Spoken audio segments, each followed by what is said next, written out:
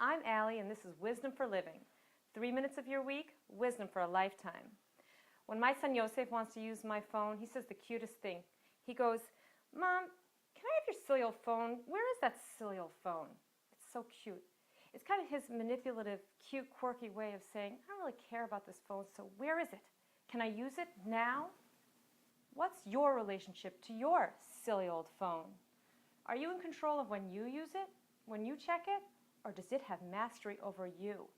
Do you feel an adrenaline rush go through your body every time it buzzes?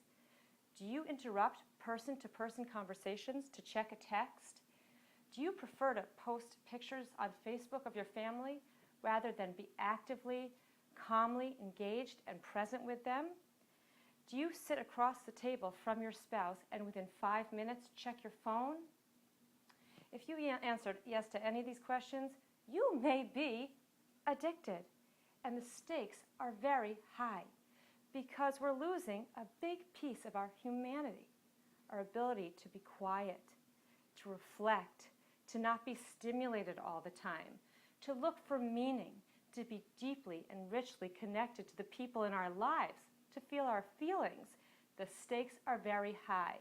But because the phone's always in our life and we're so actively engaged with it all day long, we don't realize how serious the stakes really are.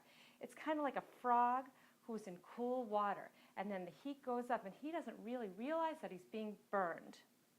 Now, in every generation in Jewish history, we fought a war.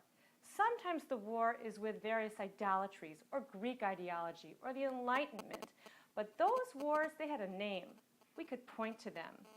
This war is a lot harder to define because it's crawled inside of us. It's affected us deeply, and it poses as our friend.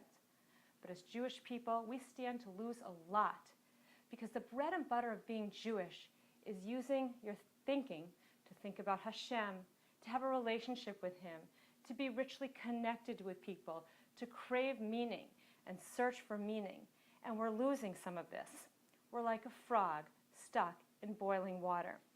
Now, there are many, many benefits to technology, untold benefits, but that does not exempt a person from making an honest Cheshbon HaNefesh.